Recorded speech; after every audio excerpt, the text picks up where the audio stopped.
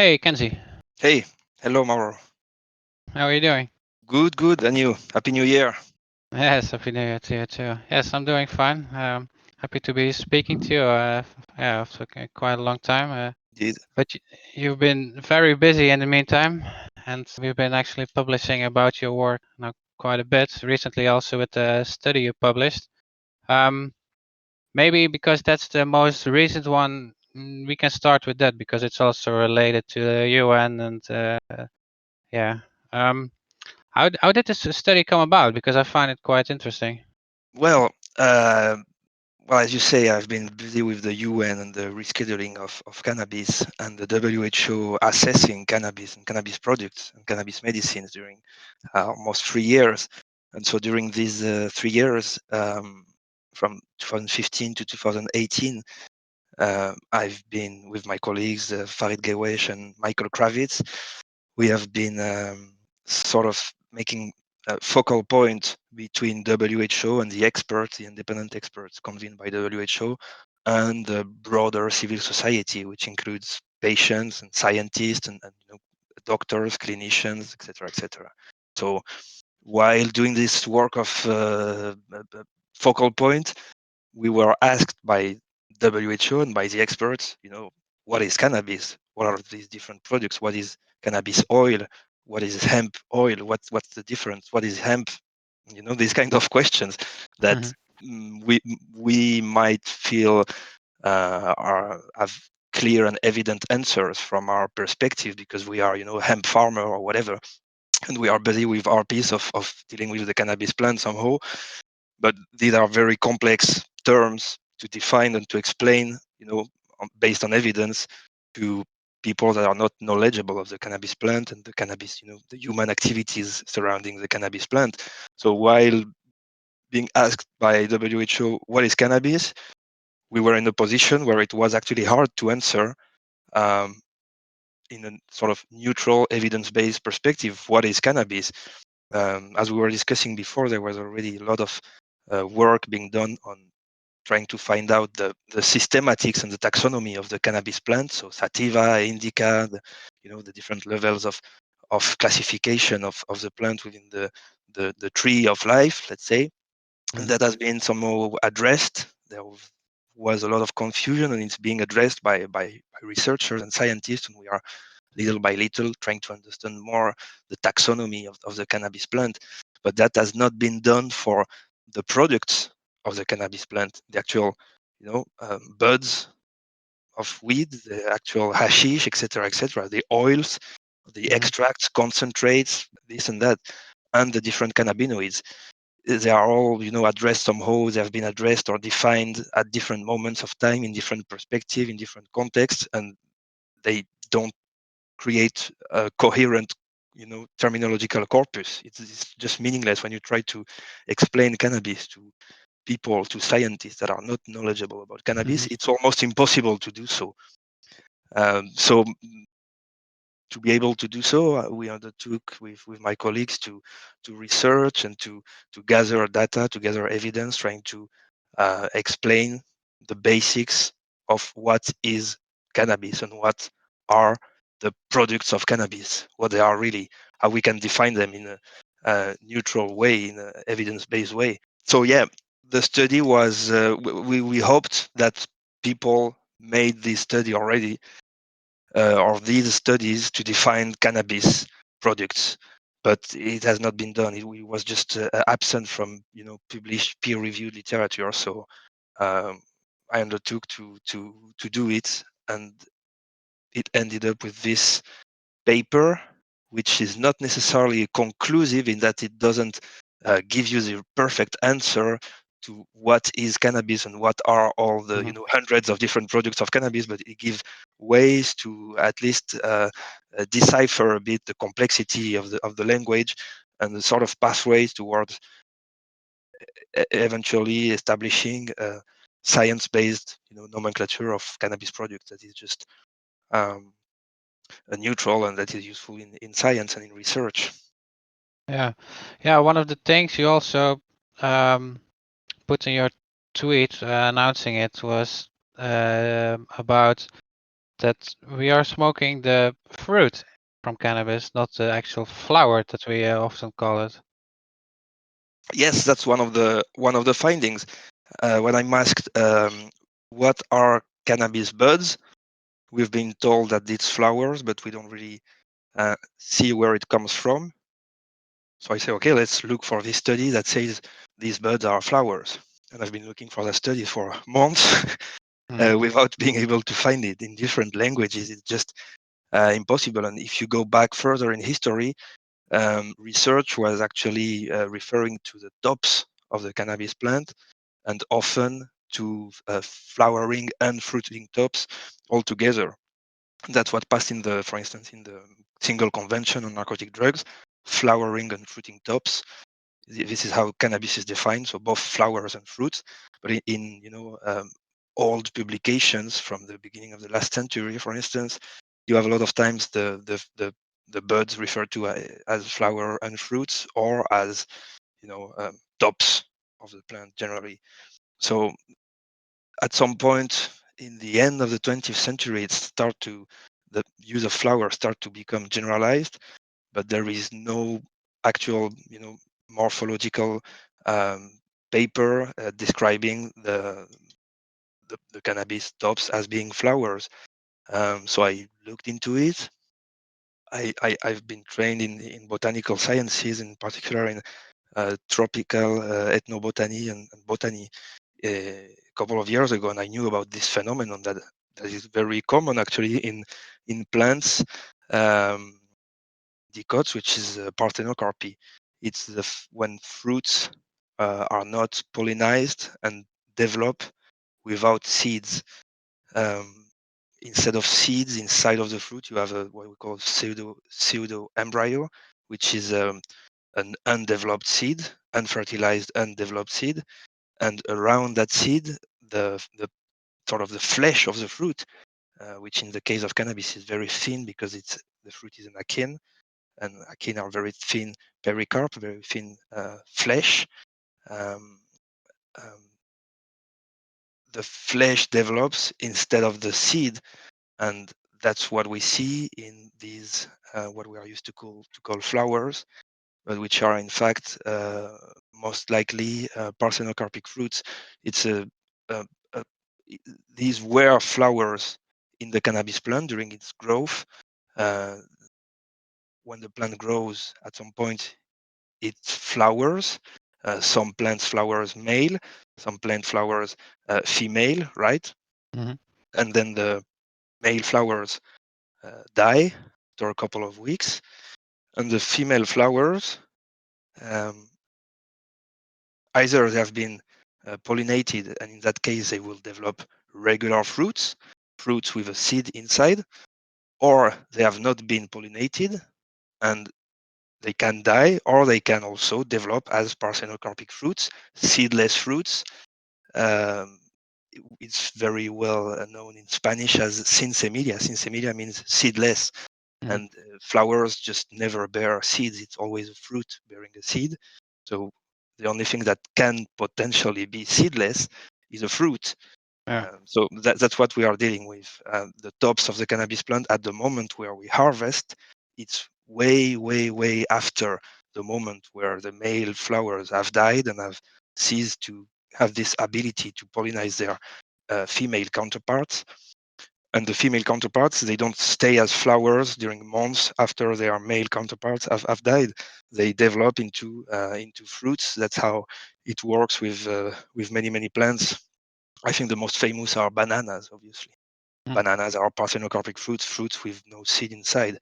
We have now this technique of inducing parthenocarpy in plants is used in other plants, for instance, watermelon or tomatoes to have, or even some grapes to have fruits without seeds Yeah. um, for market. And that's the same thing we are doing for cannabis. We are blocking pollination, so the seed don't develop, and instead of developing seeds in its fruits, will send its resources towards developing the flesh of the fruit and eventually developing the trichomes that are covering the fruits and that contain the phytocannabinoid content. Your study actually also it reminded me of this study that was done by Ethan Russo, in which he said the distinctions indica and sativa are total nonsense and should not be used because, he says, one cannot in any way currently guess the biochemical content of a given cannabis plant based on its height, branching, or leaf morphology. The degree of interbreeding hybridization is such that only a biochemical assay tells a potential consumer or scientist what is really in the plant. It is essential that future commerce also allows complete and accurate cannabinoid and terpenoid profiles to be available. And I thought it was good. Um, I thought it was excellent to get rid of the bullshit that's also surrounding the cannabis topic. And I'm really applauding your work here. Well, thank you, thank you, and yeah, indeed, it's definitely complementary. There are other studies like a paper by John McPartland in cannabis and cannabinoid research in 2018, also in that same direction in deconstructing these sort of myths of sativas and indicas, which is indeed absurd. It might make sense from a cultural, socio-cultural perspective, but not in Marketing. yeah, and not in absolutely, but not in research, No. not in science. In science, we need to know that we are talking about concepts that are that relate to reality, that are not just experiences of thinking. You know what I mean? Mhm. So my paper goes in that same direction, obviously, and it sort of answers. Um, I mean, 15 years ago, there was a paper in the BMJ's British Medical Journal. The Mhm. paper was very short, and I think it was even an editorial. It was called actually "Cannabis Confusions," and the paper was just listing all of the confusions that we have in the field of cannabis, and in particular cannabis research, cannabis and cannabinoids research, because we have also a lot of terminological confusions around the cannabinoids and these molecules. So that paper was sort of making a to-do list of what we need to address in terms of cannabis confusion. Okay. And indeed, several researchers, Ethan Russo, McPartland, and many others, are trying to overcome these false concepts that are used in the term of cannabis. And sometimes it's very hard because people, I'm not really understanding why. Probably anthropologists or psychologists could help, but you see a lot of I don't know, people sticking to terms that have been proven to be meaningless or to be outdated, or that Mhm. we can hardly continue relying on today.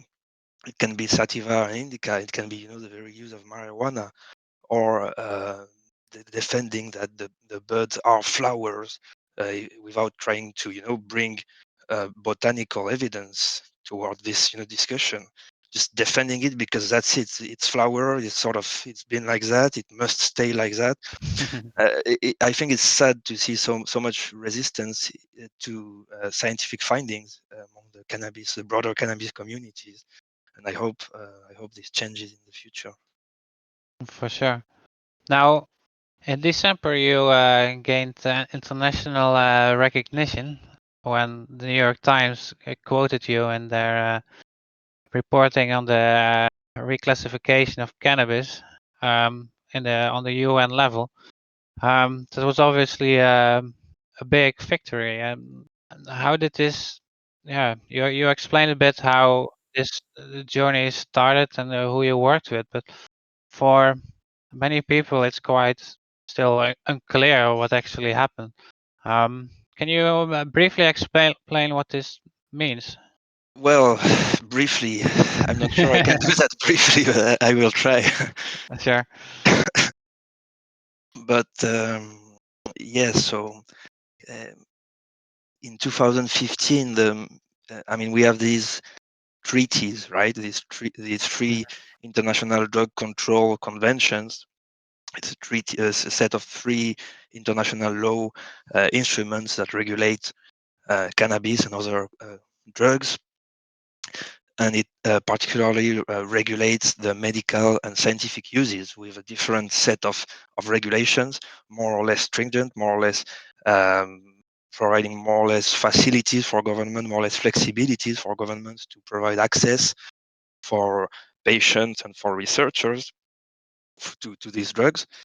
And obviously some disposition on prohibiting allowing countries to implement prohibition, etc., etc. So these treaties are outdated. They need to be revised entirely. But it's a very complex,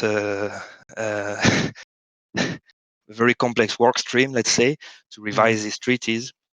And so one of the main milestone was in 2016, the United Nations General Assembly that held a special session on the world drug phenomenon. And at that moment, it was hoped that the system would at least recognize that it's been fueling, violence and narco trafficking and pain and suffering during 60 years, and start a shift towards reform and toward placing people and human rights at the center instead of placing the war on drugs as a priority. And that was really the big hope in 2016 with this UNGAS, this General Assembly special session. Unfortunately, it was not really the case. The General Assembly allowed for some balancing in the approach, but didn't really make the shift that was expected. So at that point, this was sort of the political will of countries pushing for reform of the system, and it failed in 2016. It failed. So with the two colleagues that I mentioned previously, Michael Kravitz from Virginia in the United States and Farid Geway from Paris in France, we decided that strategically the best way to push for changes was to use the systems present within the mechanisms present within the system, within the treaty system, to not necessarily reform it, but change it, make some move, to have something moving, to have to break the status quo, basically, that the General Assembly special session didn't manage to break. And so this cannabis was placed in 1961 in the highest level of the most stringent level of controls of regulation for medical and scientific uses. As I was saying before, the most strict, the one that recognizes the less therapeutic uses and that didn't recognize the legitimacy of therapeutic uses, and that put a lot of barriers and red tape to access and to any activity relating to medical access and even research. Cannabis was in that list, Schedule 4 of the 61 Convention, and it never moved out of that list. And the placement in that list was obviously just nonsense. I mean, meaningless. It was not based on science. It was a political assertion by the world community in 1961. Let's place cannabis in this list and let's move away from using cannabis in medicine and so on. Let's pledge that together. So, why not? There was these people in the past. That's not anymore the feeling of the international community. The feeling of the international community nowadays is, we know it's a medicine. We start to reconnect with the past, that it's been used in medicine in so many communities around the world for thousands of years. And it's nowadays regaining legitimacy in medicine thanks to new research that has broadened the spectrum of therapeutic application beyond the traditional uses of cannabis that we have known for centuries, to a new series of more more precise, more defined set of therapeutic application. For instance, epilepsy, among others, and specific epilepsy in specific populations. So this context makes the placement of cannabis in Schedule 4 totally absurd and incoherent, yet there was a political consensus to not touch it. So because we were in 2016 at the moment of the General Assembly, in a time of the status quo has been somehow reenacted after 2016, we needed to bypass the political, side of things to have the system change by another way, and that way was the technical scientific side of things, which is WHO. WHO has a mandate under these treaties to a very narrow mandate. WHO can do only very limited things, which is change the scheduling of substances. So WHO has been willing to change the scheduling of cannabis for at least 15 years. They have been really willing to do something in that direction and to correct their record of not assessing cannabis in 1961 and leaving it being scheduled without providing scientific backing for or against it, more likely. So they have been willing to correct this fact for the last since the beginning of the 21st century, basically. But unfortunately, the political side of things had also hampered their ability to do so by reducing funding to the committee of the WHO in charge of substance assessment, etc., etc. Yeah. So our work has been to reactivate that committee. I mean, it was obviously not only us, also people from inside WHO, people that are really somehow heroes of human rights and right to health from the inside, and also people from the outside like us, to reactivate that committee, to re-give him his status within the international community, which is being mandated to assess substances, and to put on its agenda the assessment of cannabis and cannabis products. So that's what we did. It took a lot of time. It took basically since 2016 after the General Assembly, and it finally concluded with the first outcome was the World Health Organization making the assessment, making an extremely lengthy and rich and comprehensive assessment with really trying to bring a neutral, balanced approach. We were very critics of WHO at first, and bringing a lot of criticism, but constructive criticism at the same time. And actually, these were taken into account, and the WHO corrected itself, and it's been really a positive. We defended the fact that civil society should be not only able to participate but to be heard by the expert, and to apply for speaking to the expert, and bring back their testimony as patients, as physicians, etc., etc. So the WHO actually opened a space for civil society to do that, which was not the case before. So there's been a good dialogue and a positive, somehow positive process of assessing cannabis, trying to really include all available information, both published literature, but also other kind of evidence, experiential evidence in particular, and taking into account the long history of use of cannabis in medicine. In 2019, they finally released their outcome based on this assessment, saying indeed cannabis should be withdrawn from this Schedule 4, and it is legitimate in medicine, and it should be made available by countries. And we recall that countries have this obligation to provide access and availability of cannabis medicine of controlled medicine for therapy and research. So this was obviously a historical recognition of For sure. the usefulness and legitimacy of cannabis in medicine by WHO. However, after that, the political side came back again, and although WHO is mandated to undertake these assessments, countries, governments, the politics have to label it somehow, to vote in favor of it, which is something kind of absurd. Voting in favor or against scientific findings doesn't really make sense. But No. Science should not be subject to ratification by politics. under the focus of the specific interests that are not necessarily public health interests. But unfortunately, that's how the system works. Yeah. So we arrived with this very heavy, very powerful recommendation and a historical correction of the record by WHO in front again of governments a couple of years after their refusal to by themselves change the system.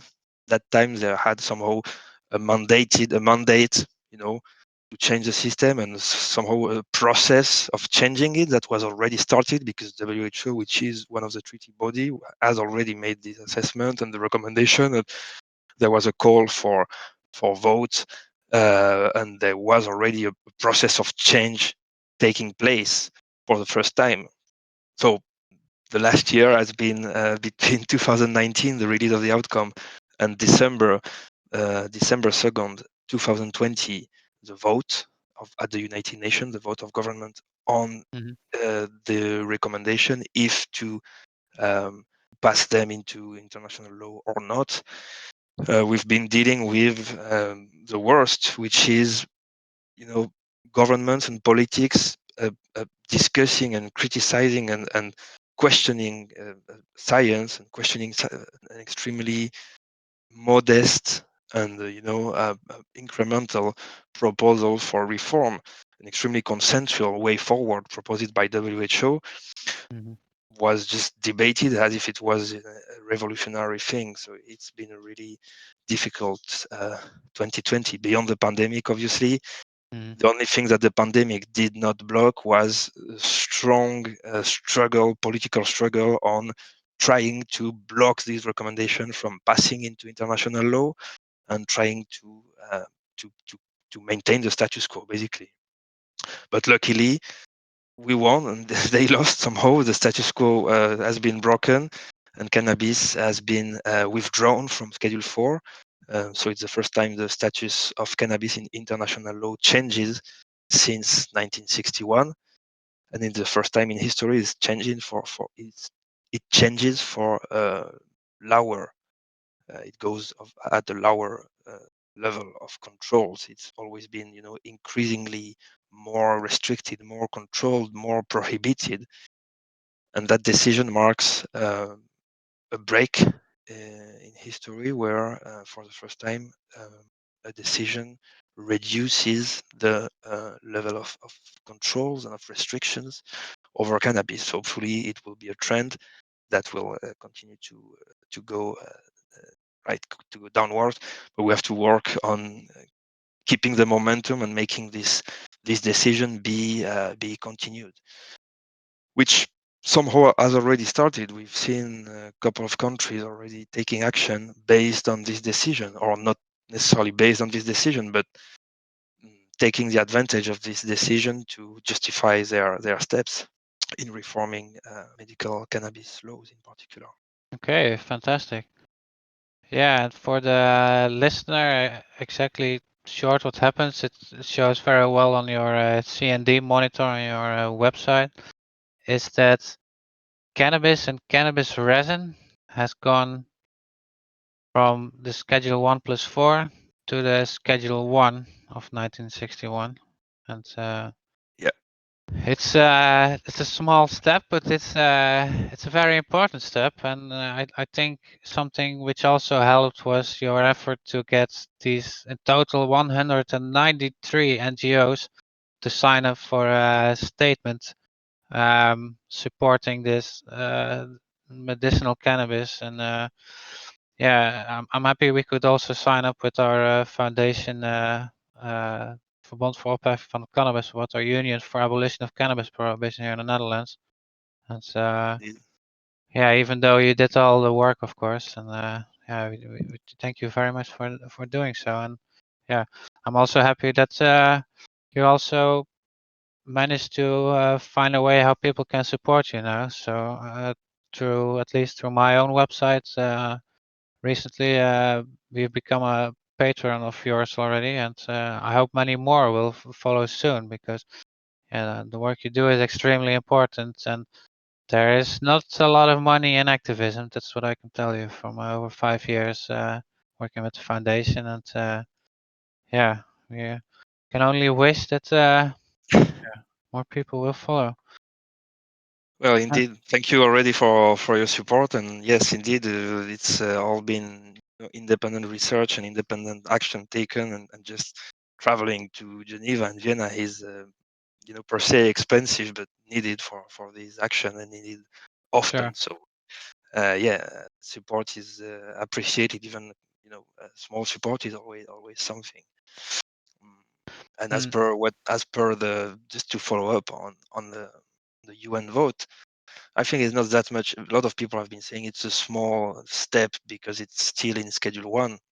It's actually a huge step because Schedule 4 is, you know, many people call it almost a prohibition schedule. It's the only place in the convention, in the description of what Schedule 4 means, where you have the word prohibition explicitly mentioned as, allowing countries to implement full prohibition of the drug, and it's for drugs in Schedule 4.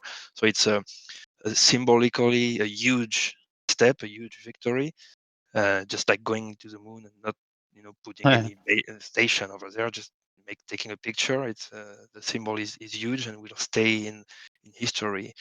But it's also the only step that was possible, if I okay. can say that. The convention is very strict with cannabis, and cannabis was in Schedule 4 and in Schedule 1, and it is still in Schedule 1. But the, to take cannabis out of Schedule 1, WHO could not do it alone. There is sort of a back door that places cannabis in Schedule 1 anyway in the convention. Cannabis is made for being in Schedule 1. And if you want to take cannabis out of Schedule 1, you need to fully reform the convention beyond just a change in scheduling.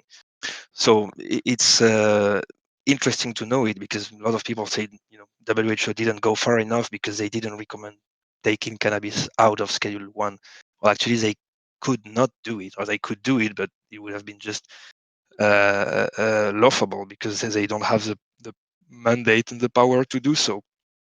Mm, But what is important to underline is that placing cannabis only in Schedule 1 and not anymore in Schedule 4, it now sort of creates a pathway for the reform of the convention, and a reform that would not only rely on cannabis, because obviously cannabis is a fantastic plant and has a very low level of harms, and can be really easily managed. So it has no it should never have been associated with so many harmful substances placed in the convention. But yet in this convention we also have the coca leaf, for instance, or even the opium poppy plant, which are um, plants, first of all. Secondly, traditional plants used in communities for a long time, and not only for drugs. Both the coca leaf and the opium poppy and cannabis, by the way, have industrial products used in food and cosmetics, etc., traditionally, that are not used as intoxicants somehow. And so these plants also deserve a change of status or a different address. We're in the 21st century. We need, as I was saying in the beginning, to revise fully these treaties. But we had this barrier of cannabis being somehow exceptionally scheduled and placed in um, a, a, a very distinct and complex scheduling status. It is still, but a bit less. But nowadays we have in Schedule 1 coca leaf, cannabis plant, and papaver somniferum, the opium poppy. mm, All of these plants are in Schedule 1, and this is a sort of package that we have to work with now to to reform the treaty as a whole and allow for a better approach of these traditional medicinal plants that allows their access and their use in medicine, that allow also their use in industry. And obviously we need to have an approach of this convention from the criminal justice perspective and the human rights perspective, where all uses by adults, knowledgeable about the uses they are making, can be uh, uh, uh, ruled out from penalization and judiciarization, and somehow placed under the banner of public health approach.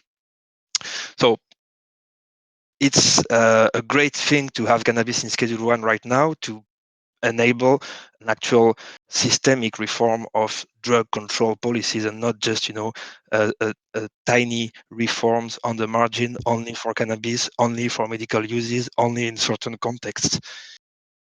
So that's sort of the takeaway you want to have on this decision. Now, looking back at 2020, obviously some other word with a C was dominating the news, but for cannabis, it was actually, if you sum it all up, it was a pretty good year. And but there's also, if we look at the future, there's likely good things to happen also in 2021. With North America, it might be completely legal there in all of the 3 countries from this year on. If they pass the MORE Act in the United States, and if they pass the law that's right now in the Senate of Mexico, in which they're going to vote for in February, and then it's likely to pass. So this, I've been talking about this, but you can maybe phrase it better. How this will influence international policy in other countries as well, and why it's important for us to pay attention to it. No, it's absolutely a critical year. 2021 will be definitely a critical year. I can't tell really right now if in December 2021 we will say that the year has been positive overall or not, because obviously I'm not a citizen of the United States, and for any person that is not a citizen of the United States, federal policy reforms on cannabis in the US is a good news, but not only, also a threat. We've been witnessing how Canada, which is a minor economy compared to the USA, has been able to use its position to influence a lot of policies in other countries, in developing countries, to benefit the legal cannabis industries in Canada, and often to the detriment of people in these countries. And I'm afraid the federal reforms in the US might enable this kind of I don't know how to say it other than bad bad business practices to increase and to be probably harmful for traditional cannabis communities in developing countries that are probably hoping for reform that are not only headed at mass production for export, for low cost export to the US. But that's obviously just one example on the worst, but we might want to see if the US moves forward in changing its approach to cannabis policies, how they do it, and how are the details of the policies implemented in terms of social justice, not only within the US but also abroad. So that's social justice and environmental justice, because there is something that is also a concern to me, is that the US is not a party to the Convention on Biological Diversity, which not all international law is horrible, like the Drug Control Conventions. The Convention on Biological Diversity is actually very good and protects biodiversity, and the US is not a party to it, and that might fuel biopiracy, that might fuel over misappropriation of traditional resources, natural resources, in particular in the context of digital sequence of information and a lot of new intellectual property challenges that are not at the advantage of local communities. So I'm a bit skeptic about how this will unfold. But if I can, how I summarized it already a long time ago, and I was taking a broader look at what's happening, and also looking through the eyes of the Canadians and the Americans. it's for me it feels like the Canadians have now gotten a head start, which is almost impossible for other countries to get at the same level. And then you have just below that the United States, which has started this whole shit with the war on drugs, and now they will be the one that are ending it, and then indeed continue developing their advantage, which they build up in the various states and later in the whole country. And it's a bit unfair how it goes also to the rest of the world, and how much we have in other places suffered from their actions. Yeah, I mean, it's interesting because I live in Barcelona, but I'm French. I was born in France, Mhm. and I'm speaking right now to people in the Netherlands, and we share France and the Netherlands share a colony, an island, Yeah, sure. Saint Martin, Yes. in the Caribbean, an island which has a tradition of cannabis, which has local communities that have been using cannabis and that have been victim of repression on both sides of the island, and mostly, I mean, not only because of the policies of the Netherlands and France, but also because of the high pressure of the US in this particular region, the Caribbean. So these are maybe as we look to how 2021 unfolds, I think that these issues are really critical, because it might I mean, we are in a context of a troubled world and troubled societies, and we want to not only make money but make a better world, to make it, to say it shortly and easily. But that's what we are aiming for. I think a lot of us in the world of cannabis, let's say. And so, yeah, these details are important and might become even more important in the future. Mm. Still, on the other side of the coin, I personally see it also in that, if indeed America goes through with their plans, Mexico goes through with their plans, that there will they started the war on drugs, like I said. They have something to build on, but indeed, there is worry in that they built on the wrong things. Absolutely. So yeah, just being attentive. Indeed, it will. If the US moves, it will force, or it will, make it be an invitation for other countries to move as well. But if they move after, if they take time, and if they are in the sphere of influence of the US, it might be too late to establish a strong, national cannabis industry, and also to preserve the specificities of the cannabis communities in different countries.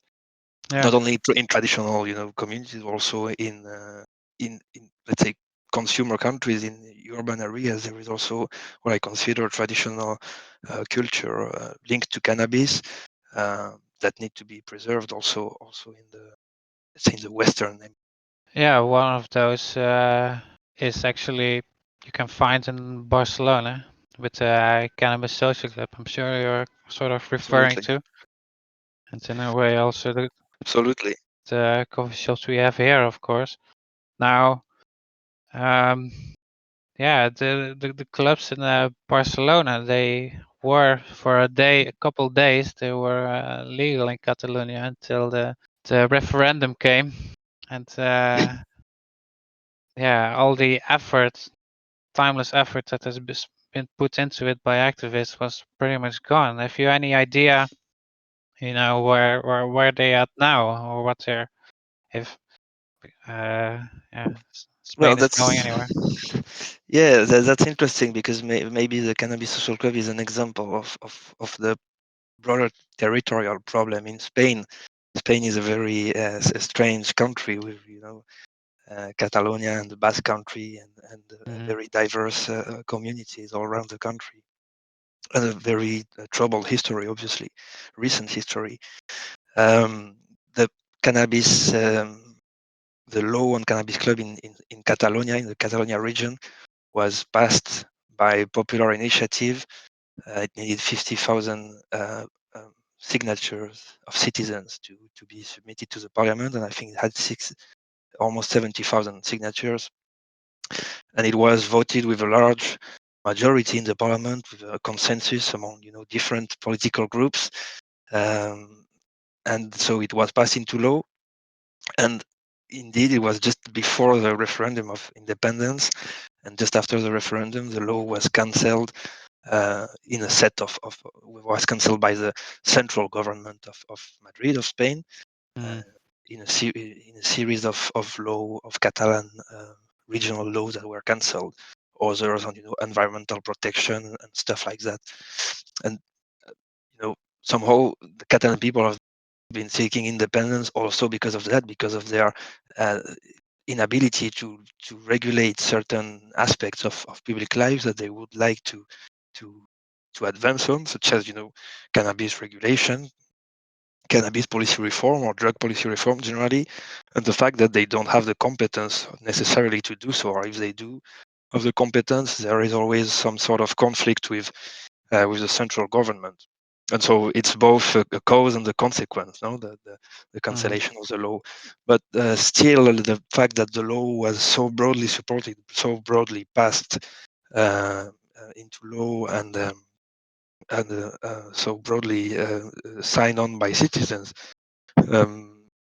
is a reflect of the consensus that there is in the Catalan population, but in Spain generally, on the fact that it's always better to have a cannabis social club that you can sort of deal with and talk with, and that you can regulate and reduce the effect that it will have on the neighborhood, than to have a point of deal just uncontrolled and uncontrolled and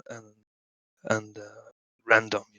So there is a basic support for cannabis social club in Catalonia. Even though the law has been cancelled, it's still, there is no particular huge repression on closing all the clubs. But we're in troubled times right now, and I regret that during the pandemic, information has not been able to circulate that much. But I know that during the last 10 months or so, a lot of clubs have been closed. A lot of repression has happened. Yeah, they were not named essential businesses like the coffee shops because they are not recognized as businesses in the eyes of the government. Absolutely, Right? absolutely. And they are not businesses, they are associations. So they are a group of users. So it was indeed difficult to establish. Some have tried to keep open and have managed to find a good consensus with the local police, the local authorities, etc., to find a good rhythm, or to make delivery or whatever, to find a way forward. But they have been very limited, and some have tried to stay open and have been closed for that reason. And others have just been closed apparently with no relation to the COVID pandemic, except maybe the fact that there was a window of opportunity to close some clubs that were not particularly well connected with the local police, etc. Okay. Whatever. And importantly, one of the leaders in Catalonia and in Spain of the cannabis clubs movement, Albertillo, has been sent to jail a couple of weeks ago, and actually yesterday was his Yeah, I heard. his birthday, and he's in jail for being president of a cannabis social club, and for obviously being a public figure that defends the cannabis social club. And I want to say he was, for me, what's really interesting, he was one of the figures defending another type of model of the cannabis social club that is not necessarily the traditional model of cannabis social club that ENCODE, the European Coalition, has been promoting for a decade or so. He was defending a model of clubs that is, more adapted to including all the different stakeholders of the cannabis world, and sort of transitioning them towards the legally regulated cannabis social club model. So that included a adapting the club guidelines so that it be more flexible, so that a more diverse background of people could join this system, and that participated to the important number of cannabis clubs that there are in Barcelona, but that also participated to regulating actually de facto the the cannabis market in Barcelona by framing through the cannabis social club system many of the sort of proto clubs that were existing, which are unregulated club, people sort of managing cultivation for a group of buyers, a limited group of buyers, and then it's a cannabis social club, just not explicitly. So you just need to make it explicit to assist people in finding the pathways towards presenting your association at the authorities and regulating your activities, and you can just continue the same activities but legally regulated, framed, and obviously bettering the relationship with the neighborhood and with the consumers as well, bettering also the quality and the quality of the access, reducing the risk for the consumers, providing for a safer space for access, providing for also facilities that allow testing, that allow a safer conservation of the product, etc., etc. So this guy defending sort of Cannabis Club 2.0, which is something great and which comes in sort of in complement of the traditional Cannabis Club model. This guy has been sent to jail, and there are other people at threat of being sent to jail. People also from the more traditional, let's say, approach to Cannabis Club, more smaller scale groups. But There also are bigger, also, like Dynafem.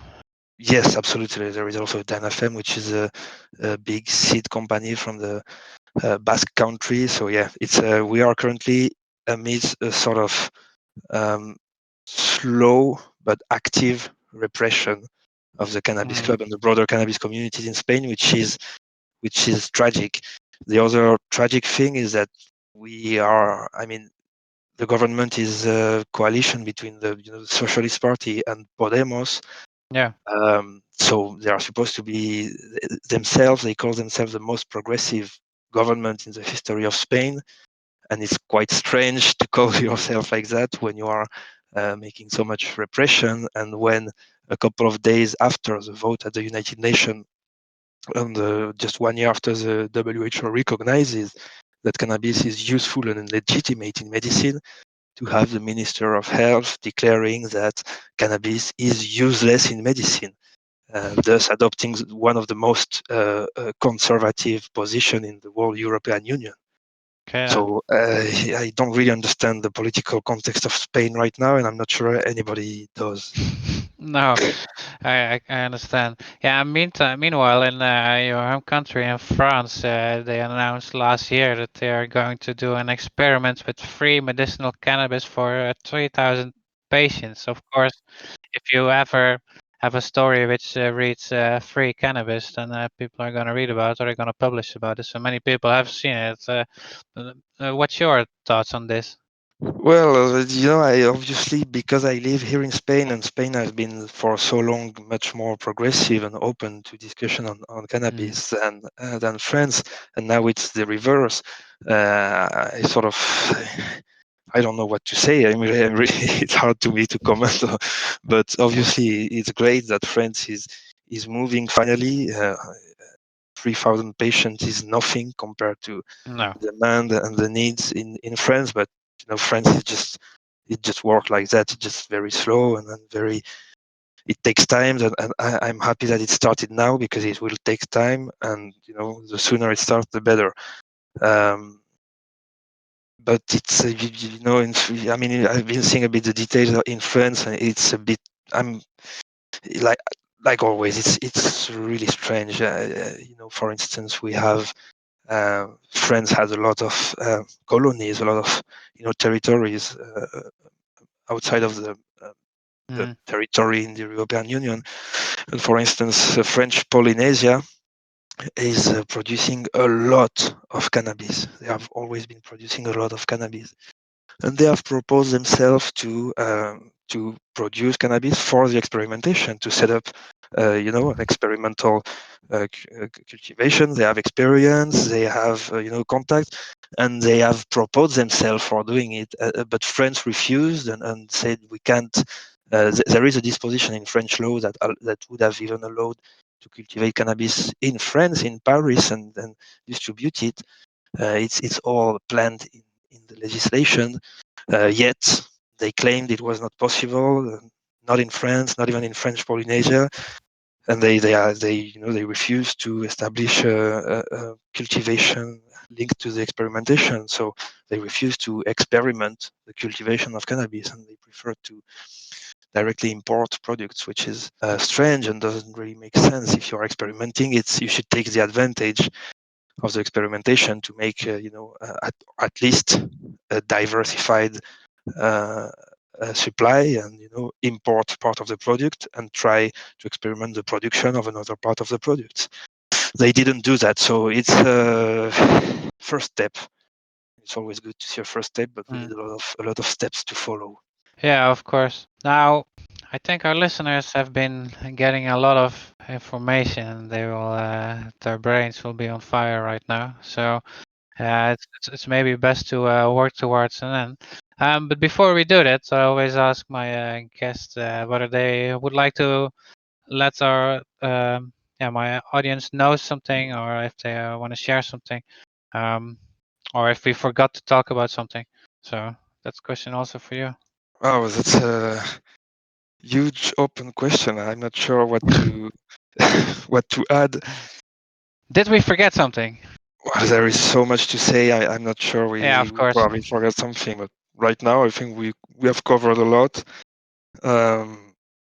Yeah, I think the month of December, the decision in December has been huge. It's not been a small step, it's been a huge step. It's been the only step we could achieve, actually, and we achieved it in the best possible way, which is struggling to have it during 5 years and finally winning it. So we have to build on that. We have to move toward a broader reform of the international drug control system, and the pieces of international law that regulate it. And we have to pay attention in 2021 how regulations unfold at the national and local level, and how they integrate or not the elements of sustainable development that are critical for our societies, in particular social justice and environmental justice. Well, I want to thank you for taking the time to have this long due call with me. And I wish you all the best in your future endeavors. And if there's anything, you can always reach out, and I will make sure to put all your information and links to your website, your Twitter, your Patreon in the description of the podcast. Great. Thank you so much. Pleasure for me to discuss with you, and I hope we can meet in real life. I mean, this is also real life, but in person somehow soon, and share some parthenocarpic fruits. Yes, for Maybe. sure. Okay. All right. Thank you. Thank you.